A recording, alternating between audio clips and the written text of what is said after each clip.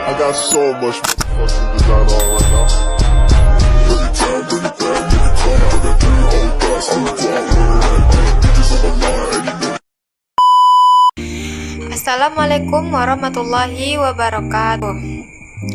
Perkenalkan, saya Syaratul Husna dengan NIM 2414070041 dari kelas PGMIB BP24.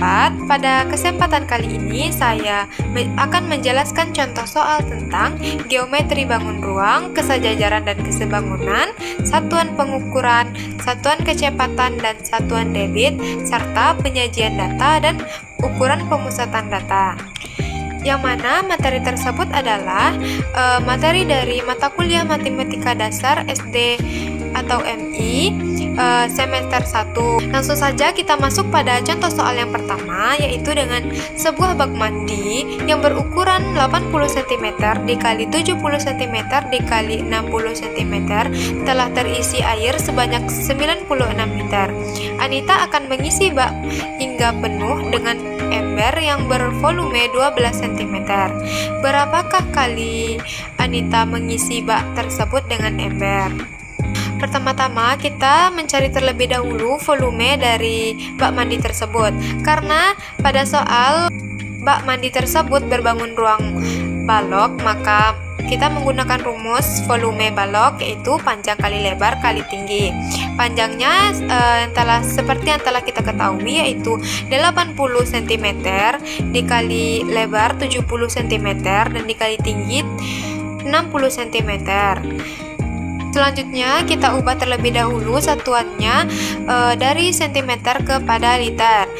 Perlu kita ketahui 1 liter sama dengan 1 desimeter kubik. Jadi 80 cm sama dengan 8 desimeter dan 70 cm sama dengan 7 desimeter serta 60 cm sama dengan 6 desimeter. Jadi 8 dikali 7 dikali 6 desimeter sama dengan 336 desimeter kubik. Selanjutnya kita mencari pengisian dengan ember, yaitu volume bak dikurang air di bak dibagi 12. Volume bak yaitu 336 desimeter dikurang air di bak ada 96 dibagi 12 sama dengan 240 dibagi 12 sama dengan 20. Jadi Anita harus mengisi dengan ember sebanyak 20 kali. Baiklah, lanjut pada soal yang kedua, masih dalam materi geometri bangun ruang, yaitu gambar di samping menunjukkan gabungan dari bangun ruang setengah bola dan kerucut. Jika jari-jari bola 20 cm dan tinggi bangun ruang 35 cm, maka luas permukaan dari gabungan bangun ruang di samping adalah. Nah, dari soal dapat diketahui bahwa jari-jari dari bola ada 20 dan tinggi dari bangun ruang tersebut adalah 35 cm. Maka pertama yang perlu kita cari adalah tinggi dari kerucut, yaitu 35 dikurang 20 sama dengan 15 cm. Selanjutnya kita mencari selimut kerucut dengan menggunakan rumus Pythagoras, yaitu 15 pangkat 2 ditambah 20 pangkat 2. 15 pangkat 2 sama dengan 225 ditambah 20 pangkat 2, yaitu 400. 225 ditambah 400 sama dengan 625. Akar dari 625 adalah 25 cm. Nah, angka selanjutnya kita perlu mencari luas selimut kerucut dengan rumus B kali R kali S. Karena jari-jari yang diketahui adalah 20, maka kita menggunakan Pi 3,14. Nah, 3,14 dikali R 20 dan S-nya ada 25, maka hasilnya adalah 1570 cm. Selanjutnya kita mencari luas permukaan dari bola. Karena bola pada gambar setengah, maka kita menggunakan rumus setengah luas permukaan bola, yaitu dengan rumus setengah 4 kali Pi kali R kuadrat. Setengah dari 4 adalah 2 dan Pi nya kita gunakan 3,14 dikali 20 pangkat 2. Nah, hasilnya yaitu 2512.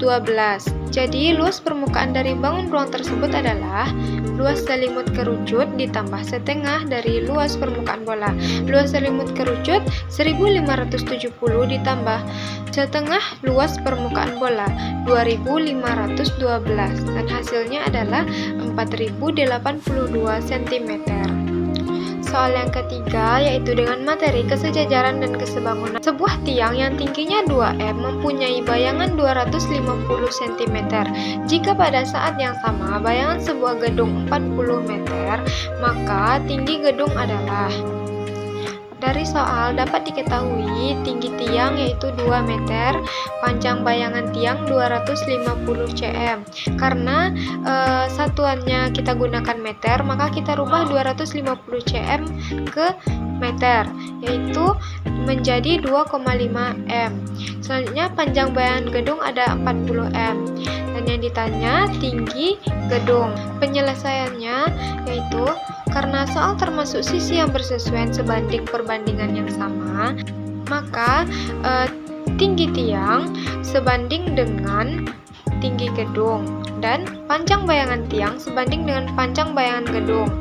Jadi 2 per T sama dengan 2,5 per 40. Kita kali silang, 2,5 T sama dengan 40 dikali 2. T sama dengan 40 kali 2 dibagi 2,5. 40 dikali 2, 80 per 2,5. 80 dibagi 2,5 adalah 32 m.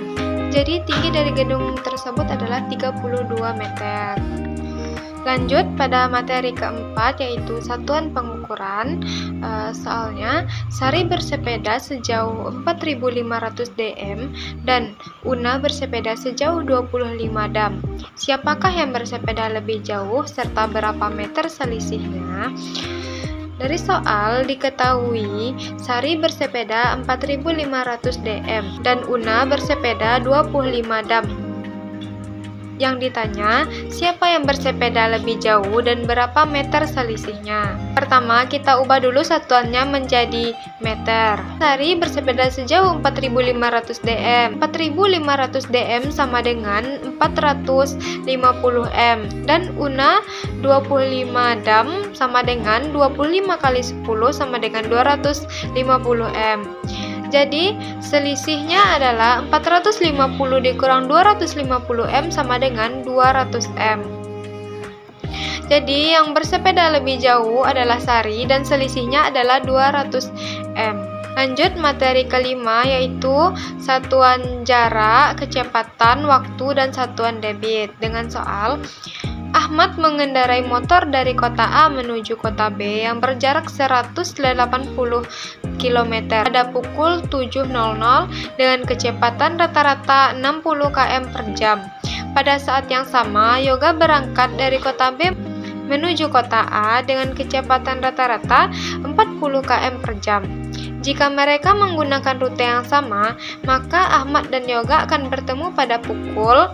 Jadi, karena yang ditanya di sini adalah waktu berpapasan, maka kita menggunakan rumus jarak dibagi kecepatan. Karena kecepatannya ada 2, yaitu kecepatan 1 ditambah kecepatan 2. Jadi, waktu rumusnya adalah jarak dibagi kecepatan 1 ditambah kecepatan 2. 180 per 60 ditambah 40 sama dengan 180 per 100 sama dengan 1,8 jam atau 1 jam 0,8 jam. 0,8 jam itu sama dengan 8 per 10 dikali 60 menit atau dalam menitnya 48 menit. Jadi, mereka bertemu setelah 1 jam 48 menit dari pukul 7.00, yaitu pada pukul 8.48. Selanjutnya, materi ke-6 adalah penyajian data. Soalnya, persentase selisih banyak siswa tahun 2012 dibanding tahun 2009 pada diagram di samping adalah. diketahui dari soal, banyak siswa pada tahun 2012 adalah 300, banyak siswa tahun 2009 200. Jadi, selisih banyaknya siswa tahun 2012 dan tahun 2009 adalah 300 dikurang 200 sama dengan 100 siswa. Karena pembandingnya adalah pada tahun 2009 yang siswanya 200, maka persentase selisihnya adalah 100/200 dikali 100% sama dengan 50%. Jadi, persentase selisih banyak siswa tahun 2012 dibanding tahun 2009 adalah 50%. Lanjut pada materi ke-7, yaitu materi terakhir tentang ukuran pemusatan data. Soalnya adalah modus dari data yang disajikan pada diagram batang di samping adalah penyelesaiannya, yaitu dari diagram diketahui modusnya ada pada interval 45 sampai 49, sehingga L atau tepi bawah kelas modus adalah 45 dikurang 0,5 sama dengan 44,5. D1 atau selisih frekuensi kelas modus dan kelas sebelumnya adalah 12 dikurang 8 sama dengan 4. D2 atau selisih frekuensi kelas modus dan kelas sesudahnya adalah 12 kurang 6 sama dengan 6. Panjang kelasnya adalah sama dengan 5. Jadi, kita gunakan rumus modus, yaitu modus sama dengan L ditambah D1 per D1 ditambah D2 dikali panjang. Modus sama dengan 44,5 ditambah 4/4 tambah 6 dikali 5. Modus sama dengan 44,5 ditambah 4/10 dikali 5. 4/10 dikali 5 sama dengan 2. Jadi modus adalah 44,5 ditambah 2 sama dengan 46,5. Jadi modus dari data tersebut adalah 46,5.